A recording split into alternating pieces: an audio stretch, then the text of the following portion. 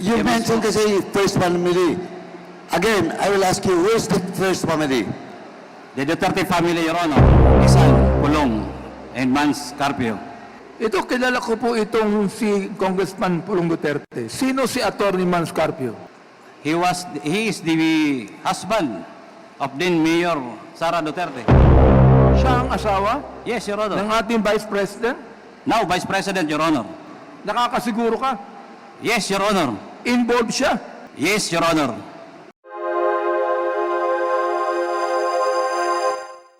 Alam mo, Mr. Guban, ang iyong affidavit, kung ito talaga ay ikaw ang gumawa, at kung ito talaga ang katotohanan, lalabas naman po yan sa inyong mga sagot.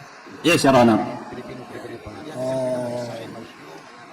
Pwede bang malaman na, Jimmy, kung ano ang posisyon mo sa Bureau of Customs? Ako po ay isang Intelligence Officer 1, as yan po yung item ko. But during the time, I was designated as the OIC Chief of the CIS, Customs, Intelligence, and Investigation Service, Port of Manila. Ilang taon kang operatiba sa intelligence sa Bureau of Customs? I was with the Bureau, Your Honor, for 17 years. Hindi po ako maalis as intelligence operator, intelligence operative. Pwede bang masabi mo sa committee ito, ano ang rason bakit ka nakakulong? Your Honor, ang ganda ng intensyon ko po dahil sa utos galing sa taas ng bagong administrasyon ng Bureau of Customs, hinuli lang po namin ang magnetic lifter na may lawang shabu. At yun ngayon ang ikinaso sa akin, conspiracy to import ng illegal na droga. At ako po ay pinalhan or nagpresenta sila ng halos 40 o 43 witnesses kaya 4 na taon po ang proseso namin sa korte. Then kasama po yung TSA, 4 na taon po akong nagsuffer ng kulong habang nag-hearing sa Manila Regional Trial Court. Pwede bang malaman kung ikaw ang gumawa nitong affidavit na ito? At kung ito ba ay iyong pirma? Pwede bang paki-confirm mo? Yes, Your Honor. With the assistance, meron ako. Yes, Your Honor. Basahin mo muna, Mr. Jimmy Guban. Let it be known that by the members of this committee that what you have right now is the actual statement that you were mentioning a while ago. Baka tingnan mo mabuti. Thank you, Mr. Chair. Your Honor, halos nasabi ko na to, pero if necessary, babasahin ko po para po sa kaliwanagan. Siguro, tatanungin ka namin doon sa mga sinulat mo para makita natin kung ikaw ba talaga ang gumawa at ikaw ay nagsasabi ng katotohanan. Yes, Your Honor. With the help of my lawyer, gawa po namin to. Kaya lang po, sabi ko nga, nagkikwento ako, nasa loob po ako ng National Bilibid Prison. Hindi po fresh ang mind ko, pero halos ito na rin po yun. If I may, Your Honor, if I may proceed to read. Sige, make it very short, Jimmy. Pwede mo ba number 3 na? Number 2. In the early part of 2017, during my meeting with a certain alias Henry, a Chinese national known importing of various goods in Bureau of Customs, he introduced to me Councilor Nelo Abelguera, known as Small Boy.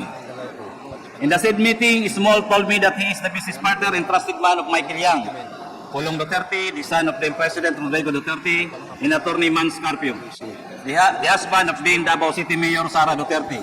In that, as their business partner and trusted man, he was tasked to facilitate the release of shipment from the Bureau of Customs, which according to him were usually pants and clothes, agricultural products such as sugar, rice, and vegetables, among others.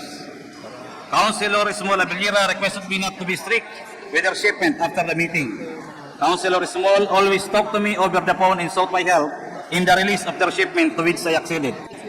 In the meantime, our office received reports from our confidential informants, usually bodegueros and painantes of the shipment facilitated by Councilor Small Abelguera, that illegal drugs were mixed up with said shipment. As an offshoot of said intelligence report, Director Adzar Albani of CIS Bureau of Customs issued to me a memorandum dated March 2018, re-importation of illegal drugs, monitoring, profiling, recording of imported goods.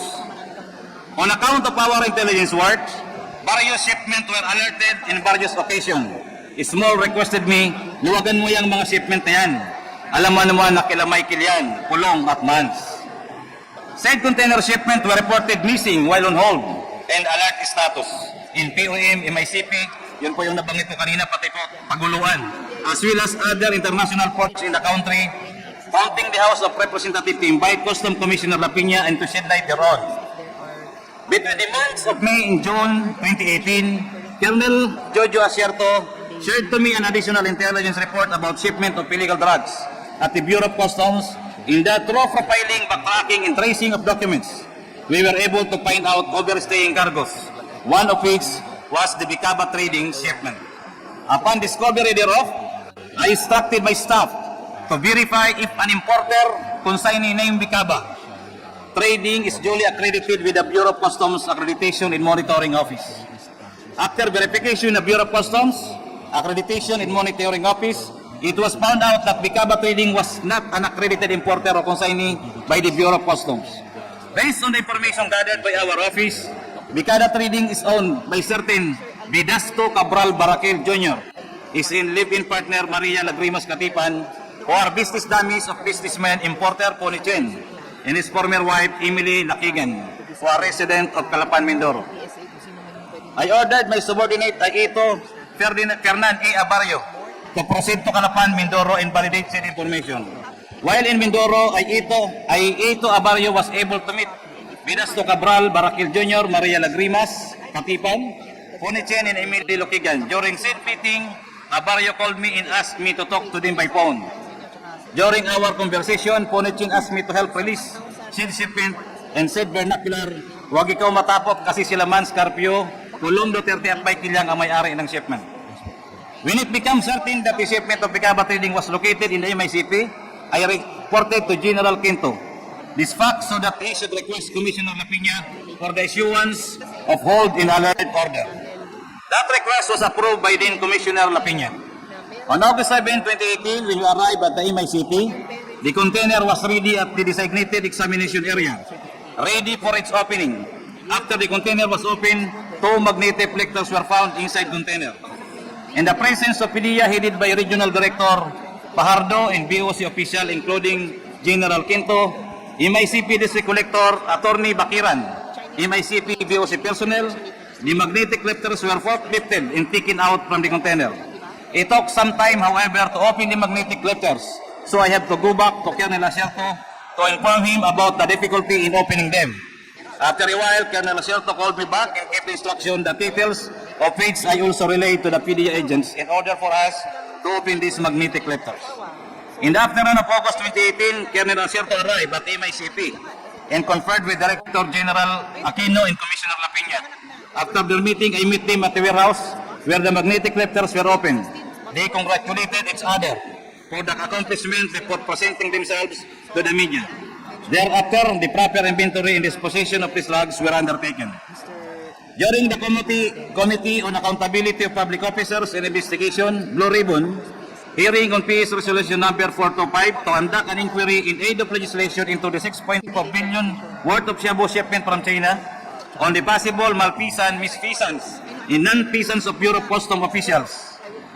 Employees, Senator Richard Gordon, PS Resolution Number 843, directing the appropriate Senate Committee to conduct an inquiry in aid of legislation into the alleged shipment of 6.8 billion worth of shabu smuggled into the country and the possible lack of coordination among the Bureau of Customs, the Philippine Drug Enforcement Agency, and the Philippine National Police by Senator Emmanuel D. Pacquiao in PS Resolution Number 849 to conduct an investigation in aid of legislation on how a shabu shipment worth 6.8 billion managed to enter the country to the Manila International Container Port and is left through the inspection of Bureau of Customs by Senator Trillanes, Sontiveros, Drilon, Aquino, and De Lima. On September 11, 2018, in which I was invited as a resource person, I was cited in contempt, notwithstanding the fact that I thoughtfully answered the questions propounded on me by Senator Gordon, then chairman of Blue Ribbon Committee. While I was detained at the Senate, immediate personnel who introduced himself as Paul Gutierrez, who worked as staff of Dini Antiparda, accompanied by Blue Ribbon Committee staff, came to my room at the Senate while I was detained and threatened me. Huwag mong banggitin ang mga pangalan nila Polong, Yang at Mans. Alam namin kung saan nakatira ang pamilya mo. Alam din namin na nasa Makati ang anak mong lalaki. After a couple of days, Senator Gordon talked to me in an executive session and advised me to tell the whole truth during the hearing. Otherwise, I will continue to languish in the Senate for a long time. Acceding to his advice, I told him all that I know about the illegal drugs being imported to the country through the Bureau of Customs. However, due to the threats of Paul Gutierrez, I never confided to him that Mans Carpio are involved in illegal drugs importation at various ports of the Bureau of Customs, more particularly the illegal drugs found in Swiss at MICP. The night before the Senate hearing, my cell phone rang for 3 times but I intentionally failed to answer said calls. After several calls, which I again did not pick up, I received a text message introducing herself as Miss Mangawang of the Bureau of Customs. When my cell phone rang again, I answered the call and the one who called was Miss Mangawang and she asked about the Bicaba trading shipment. She asked me anong magagawa dyan sa shipment na yan. Kinaparing Bini Antipor na yan. I replied her, wala na akong magagawa, huli na yan. For fear that my son and other members of my family will be killed, including myself, I testified during the hearing on October 30, 2018, and instead of naming Pulong Duterte, Manskype, Carpio, and Michael Yang as the owners of the shipment, based on the intelligence reports we gathered, I pointed to Colonel Acerto as the one who has knowledge that the shipment consigned to Bicaba Tree contains illegal drugs. I recanted my said statement against Acerto through my judicial affidavit, which I executed and submitted during the criminal case number R-MNL-19-03-472CR for violation of Article 2, Section 4 in relation to 28 and 31 of Republic Act number 9165, of which I was convicted and adjudged guilty as charged and was sentenced to suffer the penalty of life imprisonment and to pay a fine of 500,000 pesos. After promulgation of the decision in the proceed case, I filed a notice of appeal with the Court of Appeals which is docketed as CA-GR-CRHC-19146. That's all, Your Honor. Okay, salamat Jimmy. Congressman Fernandez. Yeah, Mr. Chairman, ano lang briefly, medyo mabigat yung mga tinuran mo, Jimmy Guban, no? I just wanted to make it clear, no? Meron lang akong liliwanagin, kapraso lang to. Kasi nabanggit mo yung nagkaroon ka ng recantation. Kumbaga, binawi mo yung mga sinabi mo na sa Senado couple of years ago that si Acerto ang nag-import ng mga shipment doon sa custom. At yun ang binabawi mo. Ang tanong ko sa'yo, kailan mo siya binawi? During my testimony at the court, at the Regional Trial Court of Manila. When was this? Your Honor, I think that was only last year. What month? October. I was brought in Bureau of Correction by November. Okay, October, I think. October 2023. Before, Your Honor, yung part na po yan, hindi ko pa po nababasa. Yun lang po yung months na yan, pababa. Kasi, Mr. Chairman, I want to make it clear that yung recantation niya nangyari noong 2023. And Yes, Your Honor. the reason why you recanted is why? Because I want to tell truth already, Your Honor, at the RTC, that Colonel Acerto is not really the importer of the seeds. and not because that you have watched that we have created a Quadcom committee, that's the reason you recanted.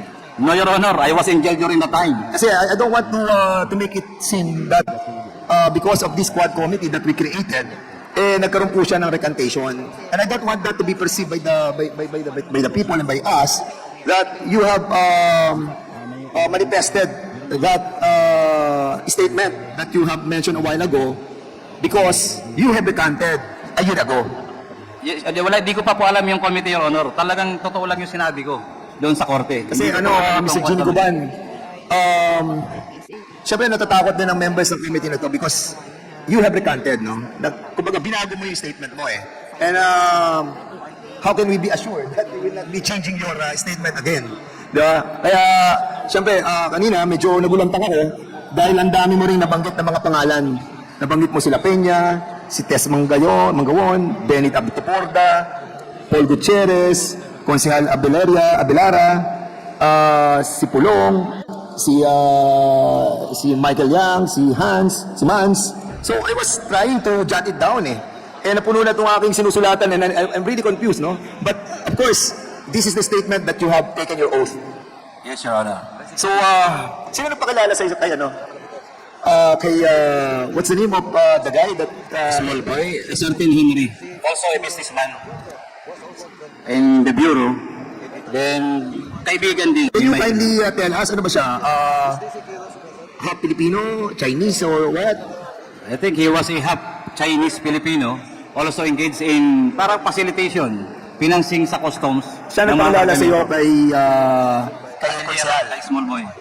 So, hanggang ngayon, meron kayong communication itong si Henry. Your Honor, wala akong communication, nakakulong ako. And hopefully, nandito pa siya sa Pilipinas. Anong ipinito ng Henry? Your Honor, yun ang marinig, ano ko yun, pag once ma-refresh ha ako, makukuha ko po yun. Kanina nung sinasabi mo rin yung... narinig ko yung pangalan ni Paul Gutierrez. Yes, Your Honor. Nung binabanggit mo na pumasok siya doon sa custody center ng Senado. Apo. So, sino kasama niyo doon? Yung babaeng empleyada ng Blue Ribbon Committee, nakita ko rin yung ID niya, Senate. Then nagpakilala siya as staff ng Blue Ribbon. Kaya nga binuksan ko yung pinto. Then pagpasok niya, pumasok rin si Paul Gutierrez. Nagpakilala siya. Then doon ako nilambas lahat ng mga salita niya. Tanda mo yung staff ng Senado? Your Honor, sana tanda ko sa mukha. Pero alam ko may CCTV po doon sa baba dahil parking lang yun eh. Covered yun ng CCTV. If ever, Your Honor, may makita pong CCTV, nandoon lang po yun. Kasi sa tabi lang ng parking ang kwarto ng mga kinokontent eh. So, nung tinuro mo, kasi sinasabi mo ngayon na wala kinalaman si Asierto. So ngayon, nung kinausap na ni Paul Gutierrez, iba ang sinabi mo. Wala akong binanggit sa kanila, Your Honor, hindi na po ako kumibo. Basta't yung pananakot niya, parang tinanggap ko lang lahat. Di nag-iisip ako. Paano kung paano. pagkakasabi sa iyo ni Mr. Gutierrez? Sinabi niya na, Jimmy, magmura pa nga eh. Kung yun gagawin mo, babanggitin mo mga pangalan nito, alam mo naman kung sino yan. Mga magkakaibigan yan, Malacanang yan, press. Kaya doon ko nalaman na si Michael yan ay officer pala ng National Press Club. Ibig sabihin, matagal na sila magkakilala, magkaibigan, pati si Pulong at si Mans. Doon niya ako tinitrete ng todo na never to mention those names. I think, Mr. Chair, we have to invite those personalities that our resource person have mentioned to give their side of story. Because ito ay istorya ni Mr. Jimmy Guban, and we have to hear as well the side of the others who have been mentioned in this committee hearing. Siguro later on, I'll be propounding my question again. But for the meantime, medyo madugulang yung kanyang mga nasabi. Kaya I'm giving some time for the other members to propound their question as well. Thank you, Chairman Dan Fernandez. Pwede bang mag-clarify ng sa iyong sinabi kanina? Are we going to invite personalities na na-mention ni Jimmy Guban to the next committee hearing of the Quadco? And if so, pwede bang malaman kung sino-sino ito? Ang nakikita ko, Mr. Chairman, because he mentioned that he spoken with Henry. He mentioned na Henry. Itong Henry, siguro, ano siya? Empleyado ba siya ng custom? No, broker din. No? Parang kung anong kaibigan din ni Michael Yang. Pero he is a registered broker sa Hindi po, custom. ano lang yan, parang financer. Ganun po sa customs eh, may financer, may nagko-consolidate ng mga kargamentong galing sa China, abroad. So, Mr. Chairman, dyan binibigyan ng brokerage company. Mr. Chairman, I think yung samahan ng mga brokerage siguro knows this guy. Siguro kilala siya sa brokerage industry. Most probably, Your Honor. So maybe we'll try to find this person. And he mentioned as well dito, kung titignan mo yung kanyang binanggit kanina na sinusulat ko, ay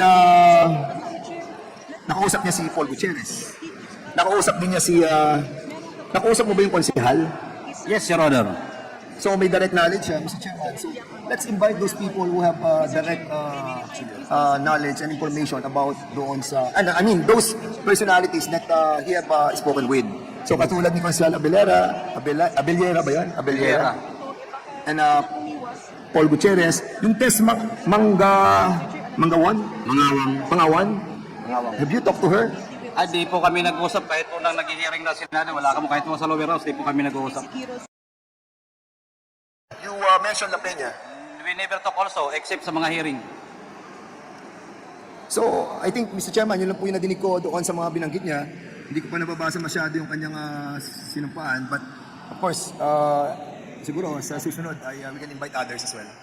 Your Honor, di also yung humawak po doon sa 3 tao na nawawala, yung PDEA, bakit nawala? Yung 3 tao na si Bakeran, si Katipan, yung consignee na nawawala until now. Hawak yun ng PDEA. Consignee ng Yung Bicaba Trading po, yung taga-Kalapan. So, the owners of Becaba Trading. Yes, Your Honor. Okay. Hawak ng PDEA. Okay, at the proper time, before the committee adjourns this committee hearing today, we will ask the chair of the public order to make a motion with respect to the resource persons that we wish to invite in the subsequent hearings of the Committee on Dangerous Drugs. I'm sorry, the Quadcom, rather. So, mamaya, as we go along dun sa affidavit ni Mr. Guban, I'm sure marami pong katanungan mula sa ating mga kasamahan dito to clarify yung mga sinabi mo rito, Jimmy, no? Pero bagong lahat na yan, Binanggit niya si Gerald Quinto. You reported this to Gerald Quinto. bago ang lahat na yan, gusto lamang natin linawin na ito pong kinasasangkutan ni Mr. Guban ay tungkol dun sa importation ng magnetic lifter noong, Yes, Your Honor. noong 2018. Yes, Your Honor. At yung 2018 na yun, yan yung nagkaroon ng investigasyon ang parehas, ang House of Representatives at ang Senado. Tama ba? Yes, Your Honor. Okay, so para malinaw lamang po. So, the next member who wish to interpolate is Congressman Chairman Paduano. You're recognized. Thank you, Chairman. Just 2 quick questions na po. Mr. Guban, during your opening statement, you mentioned about first family involved in importation of illegal drugs. Can you categorically state who's that, to be fair to everyone, who's that first family you're referring to? That is, Your Honor, yung anak, si Man saka si Pulong. Pero Michael Yang. Dahil si Michael Yang, madaldal yan. You mentioned kasi first family. Again, I will ask you, who's the first family? The Duterte family, Your Honor. Disan, Pulong, and Mans Carpio. Thank you, Mr. Chairman. Next, ito, second question ko lang. You mentioned about the politician that should be linked. You will ask to link that politician. Who is that politician?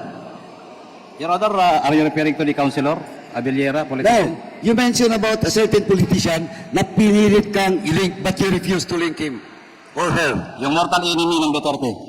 Sino po? Senator Trillanes.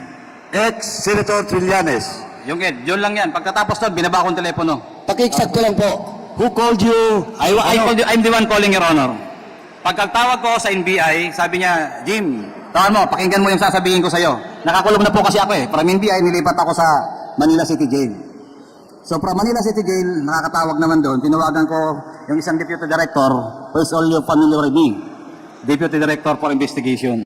Sinabihan niya ako, parang minustra niya pa nga Jim, ganito Pagdating ko doon sa opisina ng director, alam mo, nakataas yung paa. Inano yung papel mo kasi may sulat din ako kung paano po ako makatutulungan makalabas. So pagdating doon, parang nagkukusay-kusay ba? Ano ba? Yung paa din sinabi niya, dapat ganitong sabihin niya. Sabihin mo sa kanya na pirmahan niya tong report ng NBI. Kasama si ex-senator. Labas siya kagad kahit hindi pa siya nakakapirma. Kukunin niya siya dyan. Kuha mo na dyan sa kulungan. Ngayon pa lang, pakuha mo na. Again, sino yung NBI na From president? Director Grande to Deputy Director John Vicente de Guzman. So it's Director John Vicente Guzman that Yes, sir. talked to you directly. Yes, sir. I called him, Your Honor. Ikaw ang tumawag. Opo, Your Honor. Anyway, Mr. Chairman, the last part of this investigation, we will move to invite all those persons that were mentioned by Mr. Jimmy Campan. In the proper time, Mr. Chairman. Thank you. Thank you, Congressman Paduano. The next to interpolate, Chairman Abante. Magandang hapon po. Ako lamang nagtataka, sabi nga sa amin dito, napakarami ng binanggit mo, nag-mention ka ng mga pangalan ng mga kilala. Ang tanong ko lang, ba't mo ginagawa ito? Under oath ka, no? Ba't mo ginagawa ito? Hindi ka ba kinakabahan sa buhay mo? Ba't mo ginagawa ito? Your Honor, thank you very much dahil may request po talaga ako ng security bago po ako nagsasalita dito dahil ang kailangan ko po ay katotohanan. With the Almighty God, sabi ko tulungan ako na makuha ko ang tunay na hostisya. Dahil wala sa hostisya ang binibigay nila sa akin. At hindi ko po yun makukuha kung hindi ko po isasawalat ang katotohanan. Dahil hindi po mangyayari ang tunay na hostisya sa isang katulad ko na mahirap lang, hindi maimpluwensya. Ang kalaban ko ay napakalaki. Katotohanan para sa iyong sarili o katotohanan para malaman ng taong bayan ang nangyayari sa ating lipunan? Katotohanan po para malaman ng taong bayan ang nangyayari sa ating lipunan. Lalong-lalo na po sa criminal justice system natin. So wala ka ng tiwala sa criminal justice system natin? That is correct, Your Honor. Dahil po dyan, nakulong ako na ang judiciary ay parang may nagdidiktang ibang tao galing sa labas. Okay. Ganito yan, no? Ikaw naging guest ng Blue Ribbon Committee, di ba? Nag-testify ka ron, di ba? Opo, Your Honor. Yung bang testimony mo sa Blue Ribbon Committee at yung testimony rito pareho? Hindi po, Your Honor. Nandun po ako sa committee. Ibig sabihin, doon sa Blue Ribbon Committee, nagsinungaling ka, pero dito, totoo sinasabi mo. Ito po, Your Honor, yung totoo dahil hindi na po ako takot ngayon na lumaban. Wala na akong nakatarak sa dibdib ko. Sagutin mo ako, sa Blue Ribbon Committee, under oath ka, nagsinungaling ka. Yes, Your Honor. Inaamin mo ngayon yan. Yes, Your Honor. At under oath ka ngayon, nagsasabi ka ng totoo dito sa aming committee. Yes, Your Honor. Ito po yung totoo. Alam nyo kasi, pagka minsan nanonood ang taong bayan Hindi ba? Opo. Napakahirap paniwalaan na magsasabi ka ng iba sa Senate Blue Ribbon Committee, ano sabihin mo dito? Iba rin yung sinabi mo, at dito, ang binabanggit mo, katotohanan. Paano kami maniniwala sa'yo? Your Honor, yung katotohanan po ngayon ay inilabas ko dahil tinatakot ako nila during that time. Marami pong nangyayari during that time. Marami pong namamatay. Ngayon po nakita ko po na maganda ang pagserbisyo para sa hustisya ng ating bayan. Kahit po ano po ang gawin ko noon, kahit sino pong siga during that administration, sa dami ng namamatay, kunting salita lang, nawawala sa bayan, sa lipunan. So ngayon po, ang tamang panahon, inantay ko po, Your Honor. Kung mahaba, may kunti pa akong kwento, Your Honor, for about 4 years ko sa kulungan. Yan po, Your Honor, ang sinasabi ko ngayon dahil hindi ko magawa noong araw. So, Mr. Guba, naniniwala ka na itong committee ito may mga gawa para sa hostisya mo? Yes, Your Honor, and I am praying for that, Your Honor. Okay. Under appeal ang kaso mo ngayon. Sapagkat life Yes, ma'am. imprisonment ka, di ba? Under appeal ang iyong kaso ngayon. Yes po, Your Honor. Okay. Hindi ka ba natatakot bumalik sa kulungan pagkatapos ito? Your Honor, sana wag na muna doon. Makahanap muna ako habang sa ibang kulungan na safe naman ako. Pero para po sa katotohanan, Your Honor, I have to do this. Para po sa bayan. Yung basihan ng kaso mo ay tungkol sa dangerous drugs.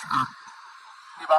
Opo, Your Honor. Bakit? I mean, akala ko ba gusto mong sabihin sa amin yung mga tao na tungkol sa droga. Bakit ang kaso mo tungkol sa dangerous drugs? Ikaw ba nag-i-import ng illegal drugs? Noong panahon na ikaw ay intelligence officer ng customs? No, Your Honor. Wala pa akong involvement kahit anong importation. Okay. Pakisabi nga sa amin kung anong pagkakilala mo kay Colonel Asierto. Sino ba ito? Paki-refresh ang memory sa amin ngayon. Ano ang pagkakilala mo kay Colonel Asierto? Si Colonel Asierto po, Your Honor, during that time is an active PNP officer ng Philippine National Police. He was, pagkakilala ko sa kanya, galing pa sa PAOK TF. Retired na siya ngayon. Ngayon po ay retired na. Anong pagkakilala mo sa kanya? Well, marami hong huli yan tungkol sa illegal na droga. Marami na hong kinoordinate yan sa Bureau of Customs secretly. Halos top secret pa namin na ginagawa, nahuhuli nila sa labas. So I trust him and I'm sure he trusts me also dahil marami na kaming nahuli sa labas nila pagtungkol sa operasyon ng illegal na droga. So doon ka sa kanya nagtapat ng buong katotohanan. Yes, yung magkasama po kami matagal na rin. Magkakilala kami for almost more than 20 years. Nasaan si Colonel Asierto ngayon? Mula po nung makulong ako, nakikita ko lang siya sa balita. Hindi ko po alam kung nasaan siya eksakto ngayon. Itong si Paul Gutierrez na lumapit sa iyo, sabi mo, na ang nagsabi sa iyo, wag mong banggitin ang mga pangalan nila Pulong, Michael Yang at Man. Alam namin kung saan nakatira ang pamilya mo. Alam din namin na nasa Makati ang anak mong lalaki. Sino si Paul Gutierrez? Your Honor, sa aking pagkakalam, hindi ko yan personal na kakilala. Yan ay tiga-media, noon pa. Nananasin yan sa bureau. Naniniwala ka na ang media pwedeng tumapot sa iyo ng ganito? Your Honor, Ang media ba ay nananakot ng ganito? sa dyaryo, kung manakot, grabe, lalo na po yung personal. At alam ko pong meron silang grupo na nag-iikot ng mga media. O, mayroong silang grupo. Yes, Your Honor. Mr. Chair, inaamin din po at nagpe-testify si Mr. Guban na mayroon pong grupo ang media na katulad ni Paul Gutierrez. Ganun ba yun? Katulad po na nagsusulat sa dyaryo nila, Paul Gutierrez, sa tabloid. Okay. Ano ang pagkakilala mo kay Benny Antiporda? Bakit siya nadamay dito? Your Honor, hindi ko gaano kilala yan except his name. Bini Antiporda at saka naging National Press Club. Doon ko na lang siya nakilala kay Paul Gutierrez sa mga sinabi niya. Hindi familiar raw sa akin. Ang alam ko lang po sa Bureau of Customs, sa intelligence report namin, namamasyal. Pero ganun lang, wala po akong kilala na ano pa man sa Hindi mo kanya. siya kilala masyado. Hindi po. Hindi mo alam na siya ay media rin. Alam ko lang po dahil nasa National Press Club. Nababasa ko rin po yan minsan sa news na he was, I think, became a president of the National Press Club. Ito pong Miss Mangawang na saan to involved? Ito Miss Mangawang. Siya ba ay kasama sa Beka ba trading shipment? Ano, Your Honor, si Miss Mangawang ay empleyado po, Deputy Collector ng Bureau of Customs. Empleyado ng Bureau of Customs. Bureau of Customs. Opo. Ang nasabi niya sa'yo, tinanong ka niya, anong magagawa dyan sa shipment na yan, kinaparing Benny Antiporda yan, I replied to her, wala na akong magagawa. Huli na yan. Bakit mo nasabi yun? Opo, dahil talagang nandun na, apprehended na, properly reported na, at alam kong malapit ng buksan. Tapos ng buksan pala. Ayon sa'yo, pinakilala ka ni Henry. Yung Henry. Sino yung Henry? Si Henry po isang negosyante, Filipino-Chinese businessman, na nagkukuha rin ng mga kliyente galing China, galing abroad, Nakukuha ng? mga kliyente na nag-i-import, then binibigay niya sa broker niya para makalabas sa Bureau of Customs. So hindi siya broker ng Bureau of Customs. Hindi po siya licensed, negosyante lang. Okay. Nagpa-facilitate ng transaction. Pinakilala ka ni Henry kay Nilo Abellera Jr. o mas kilala bilang Small. Na ang sabi mo ay First District Councilor ng Davao. Tama ho ba yun? Opo, Your Honor. Hanggang ngayon ba ay siya ay konsehal? Your Honor, wala pa akong news. Sa loob po ako ng kulungan, di ko na po alam. Sorry po. Tungkol saan ang meeting mo noong 2018 kasama si Henry? In-introduce Sino-sino kayo? Sino-sino kayo ng meeting na yun? Kaming tatlo lang po. Kaming tatlo lang. Si Henry at saka si Small. Si Small. Yes, Your Honor. Oo. Anong sabi sa iyo ni Small? Ibig sabihin, itong si Small, nabanggit niya ang pangalan ni Michael Yang. Yes, Your Honor. Nabanggit niya ang pangalan ni Congressman Pulong Duterte. Yes, Your Honor. Nabanggit niya ang pangalan ni Atty. Manscarpio. Yes, Your Honor. Okay. Ito, kilala ko po itong si Congressman Pulong Duterte. Sino si Atty. Manscarpio? He is the husband of then Mayor Sara Duterte.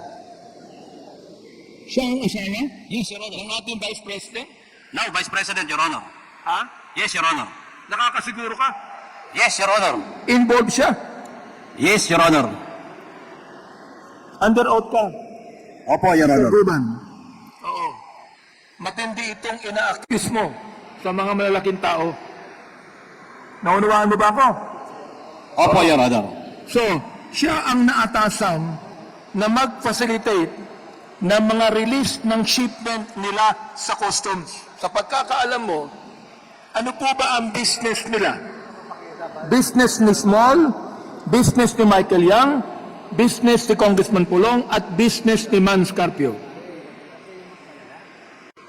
Importation po. Importation, Yes, Your Honor. but not necessarily drugs. Generalized, Your Honor. Pero according to our reports, may palaman na drugs. At yung iba ay may drugs. Uulitin ko, nabanggit mo dito na mayroong shipment sila Michael Yang, Pulong Duterte, at Atty. Man Scarpio, at trabaho ni Small ang mailabas ito mula sa customs. Kanino nakapangalan ang mga shipments na ito? Your Honor, marami pong consignees, yung mga missing containers. Maraming consignees. Yes, Your Honor, until now, I'm sure. Ibig nandun na po yun. sabihin, hindi nakapangalan doon sa tatlong yun. Your Honor, sila ang parang influensya. Hindi naman sila naglalakad kung sila ang nag-influensya, kung sino ang dapat kausapin, sila magsasabi. Ibig sabihin, hindi ka nakakasiguro sa testimony ni Small na ang may-ari ng shipment ay yung tatlong nabanggit mong pangalan. Sinasabi niya, Your Honor, na kanya yun dahil nagbibigay ng pera eh. Paano ka nakakasiguro na sinasabi niya totoo? Your Honor, nababanggit niya mismo na nagre-remit siya ng pera. Ano yun? Ano yun? Nagre-remit siya ng pera Nag-i-remit siya ng pera kanino? kay Pulong at Mans. So, Mr. Chair, meron na Si naman Abeliera. sinasabi ngayon. Habang Na dapat nagkikwentuhan natin sila. malaman na si Small ay hindi lamang tagapag-release ng mga shipments sa customs, pero siya ang nagre-remit ng pera sa tatlong nabanggit. Yun po ba? Yes, Your Honor. Pera ng ano? Yung po ba ay pera sa droga o pera sa mga shipment na iba? Sa halo na po, pera sa shipment na lumalabas, yung mga nawawalang container, may regular, then kasama na sa... Pero nakakasiguro ka, yung shipment na yan na dumating na nakita mo, merong shabu. Your Honor, yan po ang hinuli namin na magnetic lifter na mayroong laman siya. Nakita mo. Ako po, Your Honor, ang isa sa mga printing officer. So nakita mo yung shabu. Yes, Your Honor. Together with PDEA. Ilang toneladang shabu ang nakita? 355 kilos, Your Honor. 55 kilos. 355. Mr. Chair, sinasabi niya muli na hindi niya nasabi kanina na ang laman ng shabu at ang bigat nito at ilan is 355 kilos. Mr. Chair, medyo mahaba-haba na po yung tanong ko. Ngayon pa lang ko po tatapusin yung tanong ko. At mamaya po, tulad ng sinabi ni Chairman Karap Paduano, we will make a motion to invite all of these names mentioned by Mr. G.B. Gaban to attend our committee hearing. Thank you, Mr. Chair. Thank you, Congressman Nabante. Ako may tanong ako, no. Medyo seryoso itong yung sinabi, no. Sa ginagawang investigation ng Committee on Drugs, palaging lumalabas yung pangalang Michael Yang, no. Sa iyong pagkakaalam, no. Si Michael Yang ba ay involved sa smuggling o importation ng droga? Your Honor, if I may siguro pagkatapos nito at sa susunod, si Michael Yang is a big time importer ng droga. My source is also from his friends. Paano mo ba ang So, source? isa, Your Honor, isa yan sa magnetic lifter. Even he is distributing drugs in the local market. When I was at the jail, Manila City Jail, one person, pumunta ko sa akin yung nakakulong, galing niya sa labas. At ang bungakala niya ay kilala ko direkta si Michael Yang. Nangumpisalo sa akin yung tao. At sinabi niya kung anong trabaho niya kay Michael Yang. Sa loob na po yan ng kulungan. Hindi ko kakilala. Sinabi niya, Boss, sir, kaya pala tiga-custom, kaibigan ako ni Michael Yang. So for about 3 months, ang dami niyang sinishare sa akin. Nung malaman na hindi kami direkta na magkakilala ni Michael Yang tumigil, ang dami niya sa akin sinabi. Siya ba ay nakakulong din sa... Nakalabas na po. Siya nakalabas na. Pero Pero pili malaman pong- kung anong pangalan? Si Errol, pili pong may mag-corroborate, Your Honor, para may nakakarinig habang siya nagkikwento. Sige, at the proper time, mamaya, no, bago tayo mag-adjourn. Kasi isa-isahin po natin yung mga iimbitahin natin. Apo. Para magkaroon ng linaw itong mga sinasabi mo, Jimmy, no? Opo, Your Honor. Isang malaking puzzle sa amin, no? Na itong si Michael Yang, ay siya ba yung the same Michael Yang na economic advisor ng ating dating Pangulo? Yes, Your Honor. Sa pagkakabasa ko sa Jaryo. Nakita At mga mo ba siya reports. personal? Yes, sa reports, Your Honor. Pero Not si personal. Michael Yang ba, nagkaroon ba ng pagkakataon na magkaharap kayo? Hindi po, Your Honor, nag-ano po ako, nag-deny. Nagkaroon ba ng pagkakataon na makaharap mo si Attorney Carpio? No, Your Honor. Nagkaroon ba ng pagkakataon na makaharap mo si Pulong Duterte? No, Your Honor. In fact, hindi ko gusto nila ako kasi noon ipromote pero dininay ko na tama na ako kayo. Na tayo ang magkakausap. Nagkaroon ba ng pagkakataon na makaharap mo personal si Mr. Abilera? Yes, Your Honor. Magkainuman kami. Ilang beses kayo nagkaharap? 3 times. Kaya doon ko po nalalaman sa bibig niya mismo kung anong nangyayari sa kanila. So galing sa kanya, sa bibig niya, sinasabi niya na binabanggit niya ang mga pangalan na nabanggit natin kanina. Yes, Your Honor. Bukod sa... Sino to si Councilor Abilera? Sa iyong pagkakaalam? Your Honor, isang konsyal sa Davao City na ever since Vice Mayor si Pulong Duterte ay katiwala na yan. So, ito bang sinasabi mong importation ng drugs, pwede bang sabihin mo sa committee ito, paano yung sistema, ano yung iskema, ano yung scheme, kung paano nila pinararating, para magkaroon lang ng linaw kung paano ito pinalulusot sa Bureau of Customs. At ito ba ay talagang dumadaan sa Bureau of Customs? Thank you, Your Honor. Dumadaan po yan. Yung iba ho, katulad po ng missing containers. I hope may records po kayo niyan eh. Naalala ko yan. Lumalabas po yan, gate pass lang. Sino ang tumatawag sa dadaanan at saka sa head of office?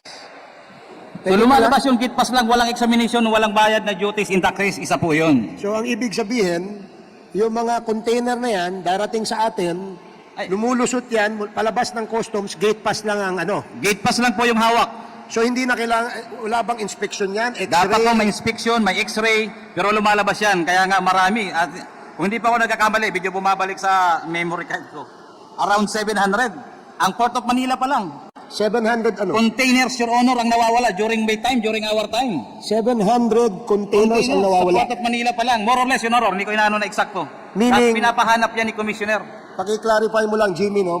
Nawawala siya, dumadating siya rito, may record kayo sa customs, pero nakakalabas siya. Na hindi nyo alam. Yes, Your Honor. Barko, may shipping line, ibinaba ng barko, nandoon ang records. Kaya nalalaman namin eh. Malalaman mo na lang yan, hindi alam ng ibang opisyal, bukol sila, nakalabas na. Makikita mo yan ngayon sa computer, lalabas, bakit wala na to?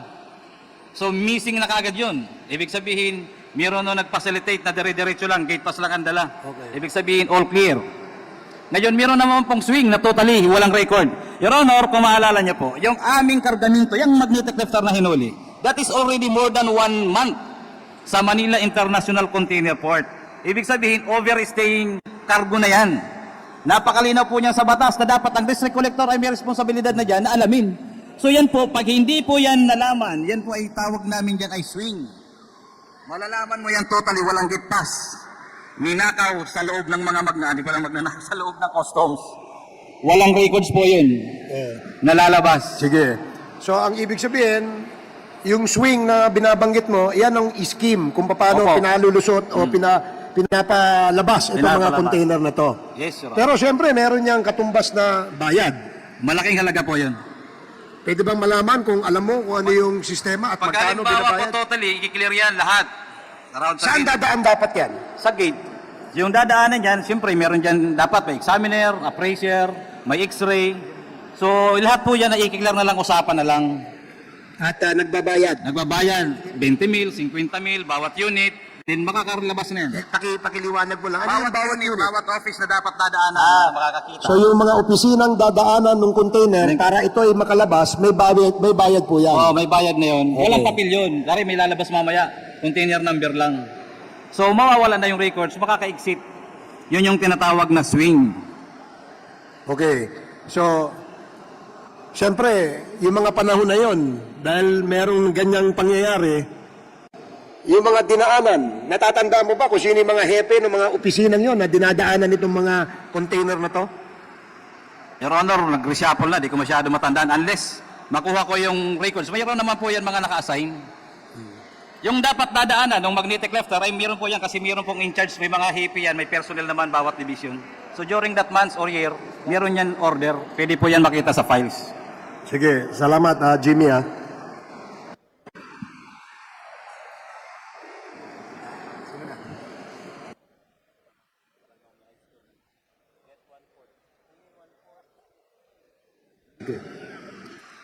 Okay, Chairman Akop, you recognized. Thank you, Mr. Chair. Yung mga tanong ko, Mr. Guban, doon lang po sa affidavit. Kasi ito ang pinirmahan po ninyo at saka sinumpaan ngayong araw na ito. Ano po? Opo, Your Honor.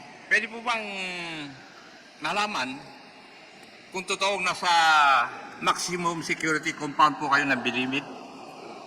Ako po, Your Honor, ay nandun na po ako sa RDC Maximum, National Bilibid Prison. Okay. Kailan ka pa nandun? I think more than 1 month, Your Honor. 1 month. Ano kaya ang kaso mo? Bakit ka nakulong? Your Honor, dahil sa panghuli ng illegal na droga sa Manila International Container Port. At ano ba ang naging sentensya mo? Life sentence, Your Honor. Inapila mo ba ito? Opo, Your Honor. Okay.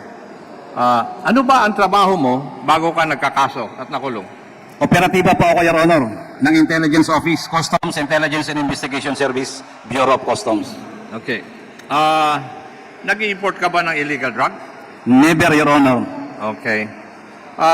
Tumistigo ka sa Senado. Tama po ba? Opo, Your Honor. At sabi mo sa testimonya mo ron sa Senado, ang itinuro mo na tao na siyang mastermind ng pagpasok ng magnetic lifters na naglalaman ng droga ay si Colonel Asierto. Tama po? Yes, Your Honor. Yes. Ito ba ang dahilan bakit nagtatago si Colonel Asierto ngayon? Yes, Your Honor. Most probably. Dahil sa pagtestigo mo na siya ang mastermind. Yes, Your Honor. Kaya ko yung ginawa, Your Honor, dahil alam kong hindi niya ako ipapapatay. Paki-refresh mo ang memory namin. Sino ba si Colonel Asierto? Si Colonel Asierto, Your Honor, I met him noong pang-PAOK TF. During the time of, I think, General Lacson, Senator Lacson, I met him already with Colonel Don Sergeant Pardo pa lang. Sinabi mo noon na si Colonel Asierto ang mastermind pero binawi mo sa pagtestigo doon sa kaso mo. Yes, Your Honor. So hanggang ngayon, yung pa rin ang posisyon mo. Yes, Your Honor. Okay. Relax lang. Kung yun ang katotohanan, bakit mo pinaratangan si Ed Asierto? Ano ang meron? During that time, Your Honor, patayan dito, patayan doon. I have to save my life and together with my family. Alam ko si Colonel Asierto at Colonel Pajardo ay hindi ako pababayaan. At aamoy ko na po sa mga kaibigan ko na mayroong mangyayari sa investigation na to. So, para safe po ako, mas ginusto ko pa kung si Colonel Asierto ang sabihin ko dahil alam kong hindi kami mag-aaway ng personal. Alam ko magsasakripisyo kami tatlo eh. Dahil sila mismo nagsabi sa akin na tayo ang target. In fact, that is also one of the advice ni Colonel Asierto. Kaya lang hindi ko na masabi sa kanya na, sir, ikaw na lang ang bitbitin ko dahil wala na, nagtataguan na eh. In fact, nung honor, yung last hearing, nung kinuturo ko siya, halos sabihin ko sa kanya na magtago ka na, alam ko na rin, nasusunod siya, na mawawala ang buhay. Opo. Simulan natin ang doon sa kung paano kayo napunta doon sa magnetic lifter. Sino yung Henry na binabanggit mo sa affidavit mo? Your Honor, common friend na nagkukuha ng mga kliyente, importer, broker, nagpipinance para ma-release ang kargamento sa Bureau of Customs. Ano po ang buong pangalan niya? Your Honor, yung Chinese niya kayo, hindi ko maano kung Yu or Oy or Li. Sa tagal ko kung hindi na nakalabas ng kulungan eh. 6 na taon na kung hindi ko makuha diretso. Kung kailangan namin siyang tumistigo dito, makokontak mo ba siya? Sana, Your Honor, pumayag. Palagay ko, makukontak ko yan dahil through the other brokers, friends, makukunik ko po siya.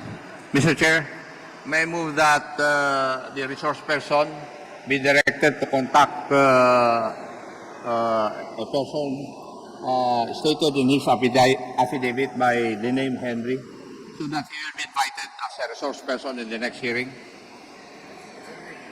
Henry.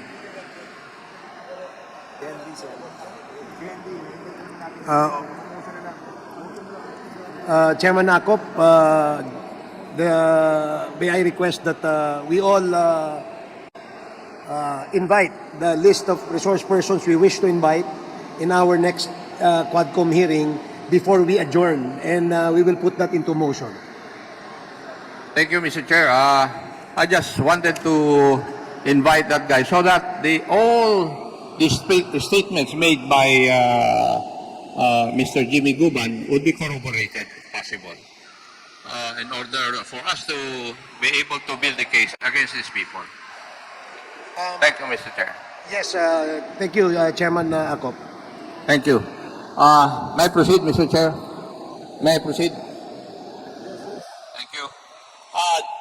Mr. Guban, ayon sa affidavit mo, si Henry ang nagpakilala sa iyo kay Nilo Abellera Jr. o mas kilala bilang Small na isang First District Councilor ng Davao. Tama po ba? Opo, Your Honor.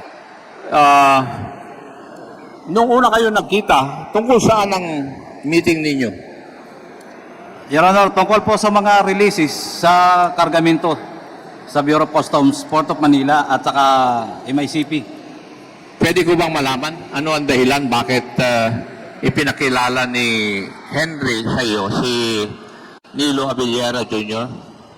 Your Honor, parang malaman lang na si Henry ay isa sa mga connected sa kanila. Sino kanila? Sa kila Pulong, kay Mans. Also friend ni Michael Yang na talagang totoo na kaibigan si Henry. So, yun ang dahilan kung bakit pinakilala ni Henry si Mr. Nilo Abellera sa iyo. Yes, Your Honor. Isa po sa mga dahilan. Ikaw na rin ang nagbanggit na si Nilo Abellera Jr. alias si Small ang nagbanggit na sila po ay trusted partner ni Mr. Michael Yang. Si Mr. Pulong Duterte at a certain attorney Mans Carpio. Opo, Your Honor. And sinabi rin po ba niya nung kayo nagkausap na siya ang facilitator ng mga release ng shipments nila sa customs? Sinabi niya rin po na luwagan na lang ipagkanilang kargamento. Ulitin ko, nabanggit mo dito na merong shipment sina Michael Yang, Pulong Duterte at Atty. Mas Carpio at trabaho ni Small o Mr. Nilo Abellera ang mag-facilitate nito.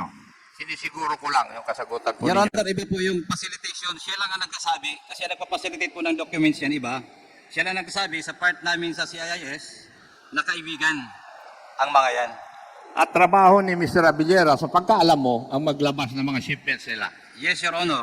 Okay. Na medyo mabilis para mabilis makalabas. Pwede po bang malaman kung ilang beses ilang beses pinacilitate ni Mr. Abellera yung shipments nilang tatlo? Your Honor, isa po dun yung mga nawawalang container. Kaya hindi namin pinakialaman. Ano naman ang pakiusap sa iyo ni Mr. Abellera? Missing containers. Huwag nang pakialaman directly. Huwag nang pakialaman. So, ibig sabihin, sobrang luwag ang hinihiling sa iyo. Hindi po namin ibig sabihin kasi kami po ay nanguhuli or nag-alert So, sa labas. ang ibig sabihin nun, huwag mong hulihin. Oh, yes, Your Honor. Okay. So, yung maluwag pala, sa affidavit mo, huwag hulihin. Opo.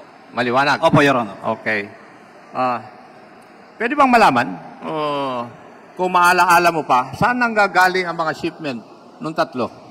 Nina Michael Yang, Pulong Duterte, at Atty. Mans Carpio. Malimit po, Your Honor, China. Saan? China. Sa China.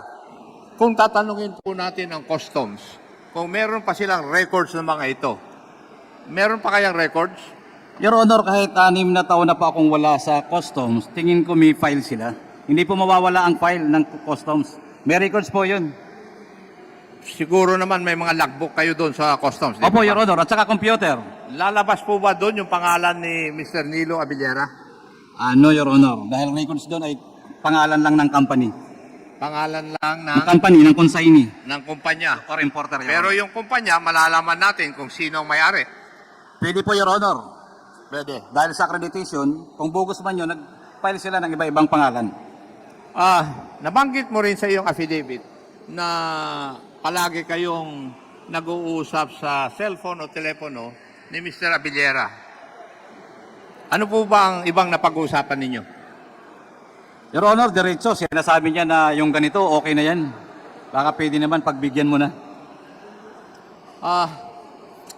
Paano mo nalalaman na may kontrabando na laman yung mga shipments ng tatlong ito ni Michael Yang, Pulong Duterte at saka Manscarpio? Your Honor, there are several containers na hinahanap during the time. Nasa customs, pero ang alam ko, custom police ang binigyan ng order. Kami alam ko rin yung kargamento. So sabi ko sa intelligence, alam namin yan, pero ayoko nang pakialaman kasi may tawag siya. Alam din ba itong impormasyon na ito ng ibang tauhan ng customs? Your Honor, ang alam ko po, may records yan, may order ang commissioner para hanapin ang mga yan na nawawala. Dahil hindi lang po yan tungkol sa droga, kundi pati po sa agricultural products. Yung mga nawawala. Doon din sa affidavit mo, para bang dahil sa report ng nagkakaroon ng importation of illegal drugs, binigyan ka ng memorandum. Opo, Your Honor. Anong laman ng memorandum na yun? To monitor the importation of illegal drugs as per order ng nakakataas. Si Director Albania, ibinigyan po ako ng order. Yung tungkol doon sa magnetic lifter, paano napasok si Colonel Asierto doon? Your Honor, before kami yan nakuha, kami ay nagmi-meeting ni Colonel Asierto at saka si Colonel Pajardo. Dahil nga sa akin ang order na i-monitor ang drug shipments. So bilang law enforcement din sila at kaibigan, sinabi ko baka mayroon naman silang maitutulong tungkol sa pag-monitor ng shipment ng illegal drugs. Binanggit mo yung pangalan ng Colonel Fajardo. Sino po ba siya? Si Colonel Pajardo, Your Honor, the late Colonel Pajardo, wala na ngayon. Dati po yan kasama din ni Colonel Asierto sa EDSUT, PAOK-TF. Dati rin po yan, siya ang director mismo during that time ng NCR PDEA. Nang alin? NCR PDEA. NCR PDEA. PDEA, opo. Okay. Yung shall we say, nakalagay na trading na nag-import ng magnetic lifters. Ano nang pangalan nun? Bicaba Trading po. Yung Bicaba Trading ba yun listed doon sa inyong authorized na listahan na pwedeng No, Your Honor. may kapag din sa customs? Hindi. Hindi po. Matatandaan mo pa ba kung sino ang mga opisyalis nito? Your Honor, during that time, yung consignee hindi accredited, ibig sabihin po, walang accreditation sa BOC, hindi pwede mag-import. So probably, yung Bicaba Trading ay single proprietorship registered po yan sa DTI. Ayon sa affidavit mo, ang nagmamay-ari sa record ng Bicaba Trading ay mga dummies. Sino ba talaga ang tunay na may-ari sa pagkaalam mo? Sa pagkaalam ko po, ginamit lang sila. Sinabi niya, si Punichi nakiusap sa kanya. Sino po ang gumamit ng kanilang pangalan? Si Punichen. Punichen. Chen. Or mayroon pa pong ibang alias. Na si Punichi naman, sinabing si Michael Yang. Paano mo naman nakilala na si Ponichen? Kalibin din po yan ng isang kasamahan nila na babae nila Bilasto Cabral Barak na taga Calapan City rin, Mindoro. Iyon, importer-exporter sa customs. Importer po ang lumalabas sa kanila. Sa customs. Sa customs. Kilalang-kilala rin sila. Hindi po, Your Honor, kasi dyan lang sila ginamit. Kaya nga namin kinausap sila dahil hinahanap namin kung mayroon pang iba. So transaction lang na ito, sila ginamit. Yes, Your Honor. Okay.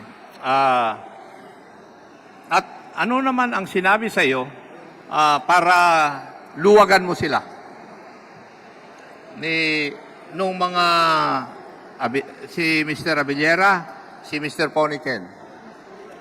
Dahil yan po ay kanila naman, aayusin nila. So, ibig sabihin, wag mo nang hulihin, bayaan mo na lang. Dahil yan ay kila Mans Pulong at Michael Yang. So, ibig sabihin, ginagamit nila yung pangalan ng tatlo. Opo, Your Honor. Si Michael Yang, si Pulong, at saka si Attorney Man Scarpio. Yes, Your Honor. Okay. Ang susunod kong kwan is yung parte ng affidavit mo na nung ikaw ay na-contempt, nakulong ka, di ba? Opo, Your Honor. At sinabi kanina sa pagtatanong, binisita ka ni certain Mr. Paul Gutierrez. Yes, Your Honor. Tama. Bakit ka binisita ni Mr. Paul Gutierrez? Para takutin at sabihin na wag sa banggitin yung mga pangalan na yun. Noong panahon na yon, sino si Paul Gutierrez? Your Honor, ang pagkakaalam ko lang po, the ACDC man, reporter, writer, kolumnista ng tabloid. Reporter at writer, nakakapasok Tabloid. doon sa detention cell mo para takutin May ka? kasama po na empleyado ng Blue Ribbon Committee. Ano, no? May kasama. May kasamang staff ng Blue Ribbon Committee ng Senado. At nanumpa ka, Opo. Mr. Guban, ang bumisita sa iyo, si Mr. Paul Gutierrez, para takutin ka at kasama staff ng Blue Ribbon ng Senate? Yun po ang nagpakilalang una, yung staff ng Blue Ribbon. Yun ang pumatok at nagsabing Blue Ribbon to. Then saka po sumunod pumasok. Pagbukas ko, yun pala ay nandoon sa Paul Gutierrez. Matatandaan mo ba kung sino yung mga staff ng Senate na yun, ng Blue Ribbon? Isang babae lang po, Your Honor. Hindi ko na matandaan yung pangalan. Pero sa mukha, baka makita ko pa. Matandaan ko pa. Yung bang pinagkulungan sa iyo, may CCTV? Your Honor, sa baba, kayo nga po, sabi ko baka pwede ma-request. Yung parking ng Senado, alam ko may CCTV. So, I request, Your Honor, na sana madala. At si Paul Gutierrez, the whole hearing ng Blue Ribbon, nandoon yan. Yung pagbisita sa iyo ni Mr. Paul Gutierrez at takutin ka, ang sinabi ba sa iyo, i-implicate mo si Colonel Acerto? No, Your Honor. Ano Ako na ang po sinabi nag-isip. nila? Sinabi lang na wag mong babanggitin yung mga pangalan na yan. Huwag mong banggitin ng pangalan ng tatlo. Okay. Paano naman nagamit si Mr. Paul Gutierrez? Meron ba siyang amo? Sabi niya, si Benny Antiporda. Siya din na nagsabi na kaibigan ni Michael Yang, si Benny Antiporda, treasurer or secretary, officer sa National Press Club. Sa kanya po yun ang galing yun. Si Paul Gutierrez ang nagsabi nun. Yes, Your Honor. Nabanggit mo rin kanina, narinig ko, yung pangalan ng isang Benny Antiporda. Opo. Ano naman ang parte ni Benny Antiporda dito sa salaysay mo? Bilang mediaman at boss, kaibigan ni Paul Gutierrez at kaibigan nila Paul Yang, Michael Yang at saka nila Pulong. Si Paul Gutierrez din ang nagdagdag niyan eh. Siya ang nagsasabi ng mga kaibigan niyan, Malacanang yan. Siya po din ang nagsabi, kaya naku-confirm ko mismo galing sa bibig niya. Okay. Mr. Chairman, wala na po kung may tatanong muna dito sa resource person na ito. Baka sa susunod na hearing natin. Thank you, Mr. Chair. Thank you, Chairman Akop.